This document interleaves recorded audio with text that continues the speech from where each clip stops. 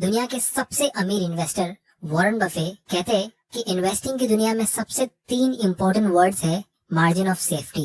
इसका मतलब ये है कि जब आप कोई स्टॉक खरीदते हो तो आपको उसकी इंट्रिंसिक वैल्यू से कम प्राइस पे खरीदना चाहिए और एक मार्जिन ऑफ सेफ्टी रखनी चाहिए। लेकिन जब आपको इंट्रिंसिक वैल्यू कैलकुलेट करना ही नहीं आता तो मार्जिन ऑफ सेफ्टी कैसे यूज करोगे। तो दोस्तों, आज की वीडियो में मैं एक बहुत ही इंपॉर्टेंट और इंटरेस्टिंग टॉपिक के बारे में बात करने वाला हूँ कि हम किसी भी स्टॉक की रियल वैल्यू कैसे पता लगाए, मतलब how to calculate intrinsic value of a stock, जिससे हमको ये पता चल सके कि वो स्टॉक सस्ते में बिक रहा है या महंगे में। और ये चीज मैं एकदम सिंपल लैंग्वेज में समझाने वाला हूँ, जिससे कोई नॉन फाइनेंस के लोग तो क्या, एक 5th स्टैंडर्ड का स्टूडेंट भी इजीली समझ पाएगा। और सिर्फ ये एक वीडियो देखने के बाद आप आराम से अपने स्टॉक मार्केट के प्रॉफिट को इंक्रीज कर सकते हो, या फिर कम से कम आप अपने स्टॉक मार्केट के लॉस को बचा सकते हो। इस बात की मेरी गारंटी है। तो चलिए शुरू करते हैं। तो दोस्तों, हम इंट्रिंसिक वैल्यू इसलिए निकालते हैं क्योंकि किसी भी स्टॉक का प्राइस और उसकी वैल्यू दोनों अलग अलग चीज होती है। अब क्योंकि स्टॉक मार्केट एक ऑक्शन मार्केट है, मतलब यहाँ पे स्टॉक्स बेचे नहीं जाते बल्कि नीलाम किए जाते, और इंडिया में 5000 से भी ज्यादा स्टॉक्स है। तो इससे होता ये है कि जो स्टॉक्स ज्यादा पॉपुलर होते हैं वो बहुत ज्यादा महंगे प्राइस पे बिकने लगते हैं, और जो स्टॉक्स न्यूज में नहीं आते वो सस्ते में बिकते हैं। तो ऐसे स्टॉक्स अंडर वैल्यूड रहते हैं, जो एक अच्छे इन्वेस्टमेंट्स होते हैं। अब दोस्तों, हम एक सिंपल गूगल सर्च से किसी भी स्टॉक का प्राइस निकाल सकते हैं, लेकिन ये इंट्रिंसिक वैल्यू हमें खुद से पता लगानी पड़ती है। और जितने भी सक्सेसफुल इन्वेस्टर्स होते हैं, जब वो कोई भी कंपनी का इंट्रिंसिक वैल्यू निकालते हैं तो उसका प्राइस नहीं चेक करते, वो पहले उस कंपनी की खुद से वैल्यू निकालते हैं और उसके बाद उसको मार्केट प्राइस से कंपेयर करते हैं, ताकि उसका प्राइस उनके एनालिसिस को इन्फ्लुएंस ना कर दे। तो इसीलिए पहले हम एक प्राइवेट कंपनी का एग्जांपल लेते हैं जिसका मार्केट प्राइस हमारे पास अवेलेबल नहीं है, और मैं उसका इंट्रिंसिक वैल्यू निकाल के आप लोगों को दिखाता हूँ। तो मान लो आपका नाम रॉकी है और आप एक छोटे से विलेज में रहते हो, और वहाँ पे एक बेकरी है जिसका नाम है इंडियन बेकिंग कंपनी। अब ये बेकरी 50 साल पुरानी है और एकदम अच्छे लोकेशन पे है, और इसीलिए इनके बहुत सारे रेगुलर कस्टमर्स हैं जो इनके प्रोडक्ट्स को कंटिन्यूअसली खरीदते रहते हैं। और ये बेकरी का मालिक आपका एक बहुत अच्छा दोस्त है। तो एक दिन वो आपके पास आता है और कहता है कि वो इस बेकरी को पूरी तरह बेचना चाहता है, क्योंकि उसके बच्चे दूसरी कंट्री में जॉब करके शिफ्ट हो गए और उसे रिटायर होना है। अब आपके पास बहुत सारा पैसा है और फाइनेंशियल नॉलेज भी, तो आप उससे उसकी कंपनी के पिछले 10 साल के सारे फाइनेंशियल स्टेटमेंट्स मंगवाते हो और फिर घर जाके उसे अच्छे से एनालाइज करते हो। अब स्टॉक मार्केट की तरह यहाँ पे कोई स्टॉक का प्राइस तो है नहीं, तो आपको इसका सारा वैल्यूएशन खुद से ही करना पड़ेगा। तो आप सबसे पहले इस कंपनी का इनकम स्टेटमेंट रीड करते हो और देखते हो कि ये कंपनी ने कंसिस्टेंटली प्रॉफिट अर्न किया है, और फिर आप मार्केट में जाके थोड़ी रिसर्च करते हो और ये पता लगाते हो कि इनके प्रोडक्ट्स की क्वालिटी बहुत अच्छी है और इनके कस्टमर्स इन पे ट्रस्ट करते हैं, जिसकी वजह से कस्टमर्स बार बार इनकी शॉप पर आते हैं। तो फाइनली आपने ये कंक्लूड किया कि ये कंपनी का प्रॉफिट्स रेगुलर होता है और होता रहेगा। तो बेसिकली आप अपना क्वालिटी एनालिसिस पूरा कर लेते हो और ये डिसाइड करते हो कि ये कंपनी अच्छी है।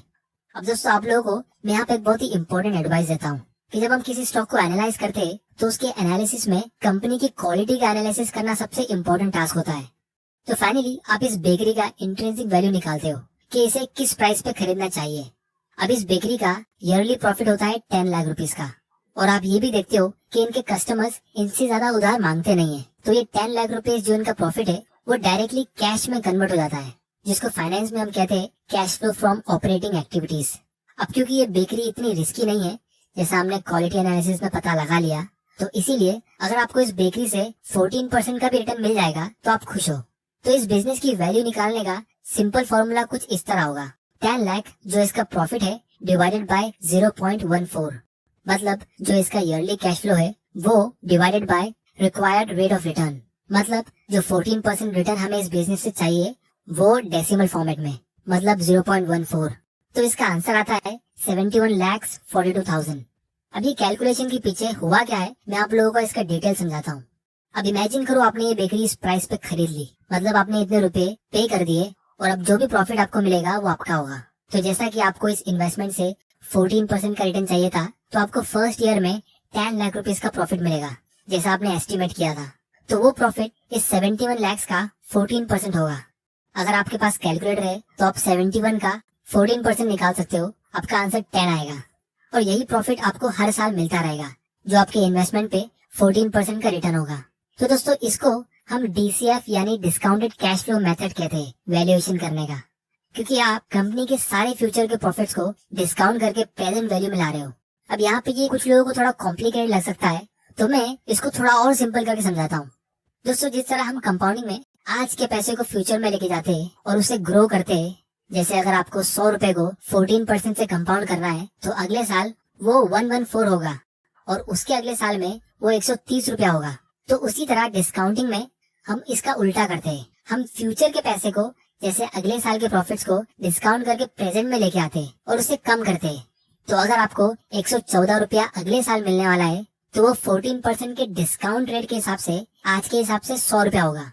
क्योंकि जैसा मैंने लास्ट वीडियो में कहा था, पैसों के साथ टाइम की भी वैल्यू होती है। अगर आपको कोई दो ऑप्शन देगा कि वो 100 रुपया आज ले लो या फिर 100 रुपया अगले साल लो, तो आप आज ही लेना प्रेफर करोगे। क्योंकि अगर आप उसको इन्वेस्ट कर दोगे किसी सेविंग्स अकाउंट में तो 4% तो आपको ऐसे ही मिल जाएगा, तो अगले साल वो 104 बन जाएगा। तो बेसिकली घुमा फिरा के बात यह है कि अगले साल के 100 रुपए की इंट्रिंसिक वैल्यू आज के 100 रुपए से कम है। तो अब रॉकी का ये नया बिजनेस हमें हर साल हमेशा के लिए 10 लाख रुपए का प्रॉफिट देगा। तो आप इस चार्ट में देख सकते हो, जो प्रॉफिट आपको एक साल के बाद मिलेगा इसकी वैल्यू होगी आज के हिसाब से लगभग 8.77 लाख, और फिर उसके अगले साल का प्रॉफिट जो आपको 2 साल बाद मिलेगा वो भी 10 लाख रुपीस का ही होगा, लेकिन उसकी इंट्रिंसिक वैल्यू आज के हिसाब से लगभग 7.69 लाख की होगी।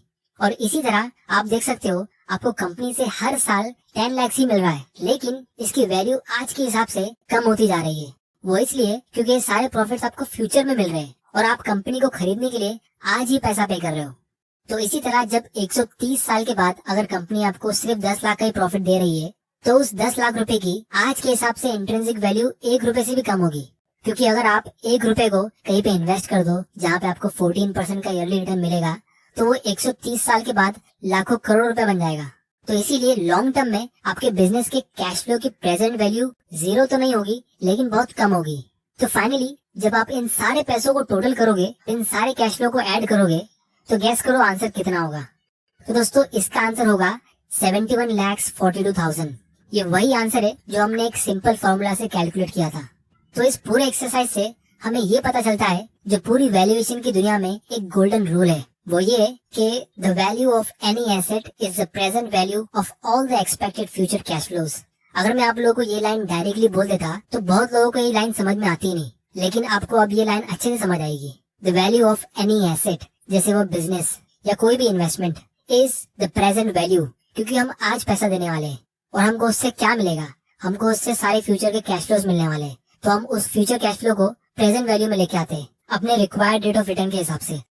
तो अब हम प्राइस टू अर्निंग्स रेशियो को थोड़ा गहराई से समझते हैं, जो आपको अभी एकदम अच्छे से समझ में आएगा। तो सबसे पहले हम ये समझते हैं कि इस कंपनी का पीई रेशियो कितना होगा। तो वो होगा 7.14 का। वो कैसे, आइए देखते हैं। उसके लिए हमें कंपनी के प्राइस को उसकी अर्निंग से डिवाइड करना है। कंपनी का प्राइस है 71.42 लाख, उसको हम डिवाइड करेंगे उसकी अर्निंग से, यानी 10 लाख, जो होता है 7.14। इसका मतलब ये है कि आपको आपका इन्वेस्ट किया हुआ पैसा ऑलमोस्ट 7 साल में रिटर्न मिलेगा। या फिर हम ये भी कह सकते हैं कि आपने 7.14 रुपीज एडवांस में पे किया 1 रुपया कमाने के लिए। अब मान लो वो कंपनी की ओनर ने ये 71 लाख का ऑफर रिजेक्ट कर दिया कि ये प्राइस बहुत कम है और उसने काफी मेहनत करके इस बिजनेस को सेट किया है, तो वो ज्यादा पैसा मांग रहा है। तो आप यहाँ पे अपना रिक्वायर्ड रेट ऑफ रिटर्न कम कर दोगे, 14% की जगह पे आप 12% कर दोगे, जिससे अब इस कंपनी की न्यू वैल्यू होगी 10 लाख डिवाइडेड बाय 0.12, मतलब 83 लाख। तो अब आप नोटिस करोगे कि यहाँ पे कंपनी का पी रेशियो बढ़ गया। अभी ये 8.33 का हो गया, मतलब आप 8.3 रुपया पे कर रहे हो 1 रुपया कमाने के लिए।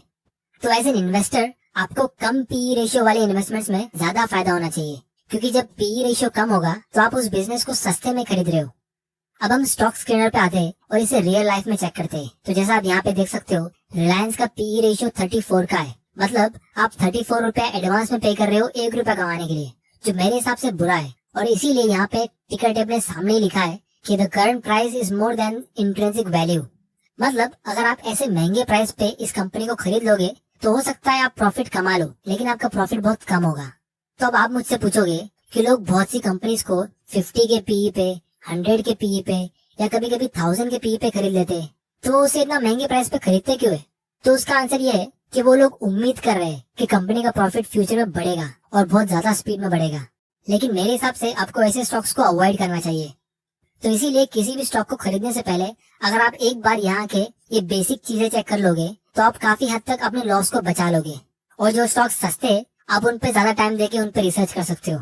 और आज की तारीख में आपको ये इतना सारा कैलकुलेशन करने की जरूरत नहीं पड़ेगी, क्योंकि जैसा आप देख सकते हो हमारे पास आज ऐसे बहुत सारे स्क्रीनर्स है जो हमें रेडीमेड इन्फॉर्मेशन देते हैं कि ये स्टॉक सस्ता है या महंगा है। तो दोस्तों, ये वीडियो को स्पॉन्सर किया है टिकर टेप ने, जहाँ पे आप स्टॉक्स को इजीली फिल्टर कर सकते हो और फिर एनालिसिस भी कर सकते हो। और इनके पास ये एक स्पेशल फीचर है जहाँ पे आप कंपनी के प्राइस और उसकी अर्निंग्स का फोरकास्ट देख सकते हो कि फ्यूचर में इसका शेयर प्राइस कहाँ जा सकता है, जिसको आप प्रो वर्जन के लिए सब्सक्राइब करने के बाद देख सकते हो। और आप 14 डेज का फ्री ट्रायल भी ले सकते हो इसे ट्राई करने के लिए। तो इसीलिए वीडियो को एंड करने से पहले मैं सिर्फ इतना कहना चाहूंगा कि वॉरेन बफे हमेशा एक बात कहते हैं, वो ये कि whether we are buying all of a business or a little part of business, यानी stocks, I always think we are buying the whole business because that's my approach to it. I look at it and I say what will come out of it and when. क्योंकि जैसा मैंने आप लोगों को इस video में बताया, business का काम होता है प्रॉफिट कमाना, और आज हमने समझा कि पैसे के साथ टाइम की भी वैल्यू होती है, तो प्रॉफिट कब आ रहा है वो भी मैटर करता है। और जैसा मैंने वीडियो के स्टार्ट में डिस्कस किया था कि ये स्टॉक मार्केट एक ऑक्शन मार्केट है, तो कुछ कंपनी का स्टॉक प्राइस इतना ज्यादा ऊपर चला जाता है कि उसका पी रेशियो 100 तो क्या 1000 के ऊपर निकल जाता है, और लोग उसे इसलिए खरीदते रहते हैं क्योंकि उन्हें लगता है कि वो स्टॉक प्राइस यूं ही ग्रो होता रहेगा। लेकिन अगर वो कंपनीज ग्रो नहीं हुई तो 1000 के पी रेशियो के हिसाब से आपका पैसा 1000 साल में डबल होगा, क्योंकि आपने पहले ही 1000 रुपया एडवांस में पे कर लिया 1 रुपया कमाने के लिए। इसीलिए स्टॉक प्राइस को देख के या किसी के टिप्स पे इन्वेस्ट करना बहुत रिस्की होता है, क्योंकि जब तक आपको टिप मिलती है तब तक स्टॉक ऑलरेडी बहुत ऊपर निकल जाता है उसकी इंट्रिंसिक वैल्यू के मुकाबले। और जैसा आप यहाँ पे देख सकते हो, एकदम फ्रेश एग्जांपल है टेस्ला का या गेम स्टॉप का या फिर इंडिया में अडानी ग्रीन का। ऐसे स्टॉक्स जितना स्पीड में ऊपर जाते हैं उतनी ही स्पीड में नीचे आते हैं, और ये चीज इतिहास में सालों से होती आ रही है और होती रहेगी, क्योंकि सिर्फ स्टॉक के प्राइस को बढ़ता हुआ देख के इन्वेस्ट करने वाले हमेशा आते रहेंगे। लेकिन दोस्तों, आपने यहाँ तक ये वीडियो को देख लिया है तो आई एम श्योर आप लोग ऐसी गलती बिल्कुल नहीं करोगे। तो दोस्तों, नेक्स्ट वीडियो में हम इसको थोड़ा और डिटेल में समझेंगे कि Warren Buffett exactly intrinsic value निकालते कैसे है। तो उम्मीद करता हूँ आपको इस वीडियो से कुछ ना कुछ सीखने जरूर मिला होगा।